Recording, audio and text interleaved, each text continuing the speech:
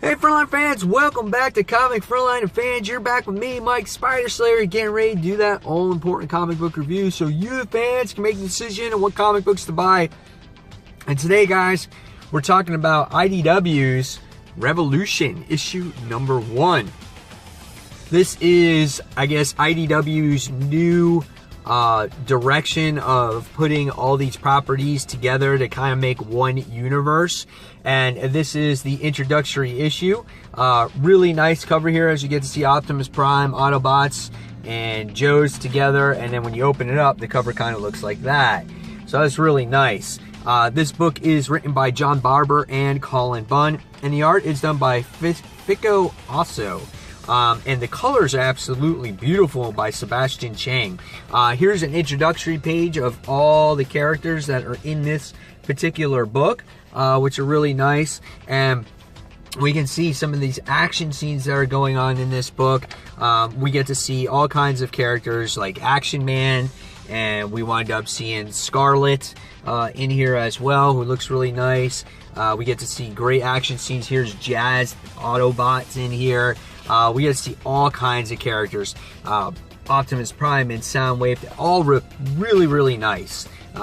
Really great detail, and I really appreciated the artwork here. There's lots of time spent on this book. Alright, so what's this story about? Really cool book, first of all. It was great to see all these different characters come together. And we've seen G.I. Joe and Transformers come together, but now you're introducing some other properties. Like you have Rom the Space Knight in there, and Action Man, and get another character in there as well, too. But in this book, we wind up seeing Action Man exploring this this cave that's in like Greece, and it has this these crystals in here, and they become very unstable, and it starts to blow up. And they're blowing up all over the place, and it winds up killing a Joe. And what happens is this brings it to the attention of the president, and this brings it to the attention of the original G.I. Joe, Joe Colton. And they're thinking that it's the Autobots or the, the actual Cybertronians are the ones that are actually causing all these problems. And Optimus Prime is aware of the situation. He's aware that he feels that the humans are going to blame the Cybertronians. And so what happens is they wind up going to the location of where the actual humans are, and to try to have a conversation with them. And so what happens is an all-out battle just basically starts to take place. And what makes this book really good is a couple things. When you're looking at the art, it's cool to see the transformations from the Autobots. You see them change, and you kind of have that sound in your head if you're an 80s kid and you watch the original show of the transformations. And the other thing is, it was great seeing this attempt with the humans trying to stop these big gigantic robots with their military. I thought it was hilarious, and them just failing. And Soundwave just plants a virus into everyone's vehicles, and everything shuts down. And if you're wondering why Soundwave is working with Optimus Prime and the Autobots, he's become a Autobot alloy. So I didn't read the past stories to find out how he became that way, but it was really cool.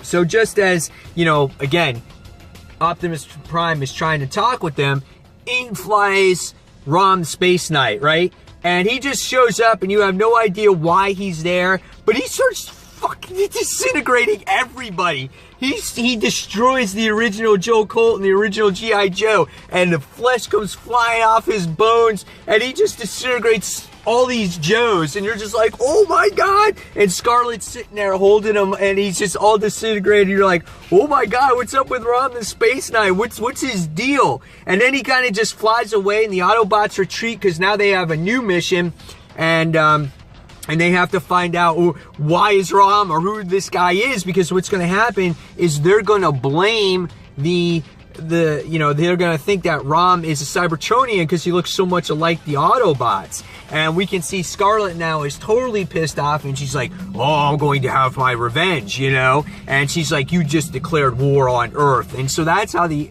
issue ends. At the end of this book, you wind up getting a prelude of some things of what happened before this issue took place. You learn about the actual Or-13, which is turned into Energon. We get to learn a little bit Optimus Prime on his alliance on Earth.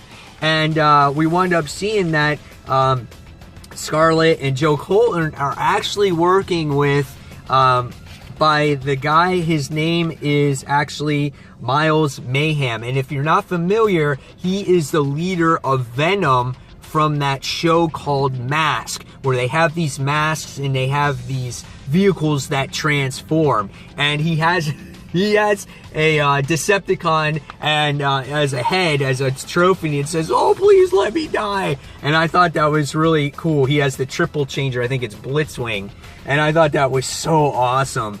So, based off of my reaction, you can tell that I loved Revolution issue number 1. I thought this was a really cool book. Now, like I said before, we've seen Transformers, we've seen G.I. Joe interact with each other many times. But I like how they're enemies in this book, and I loved how all of a sudden the tides change and Ron the Space Knight comes and he just starts blowing up everybody. So, where does this book go from here, and where does the IDW universe go from here?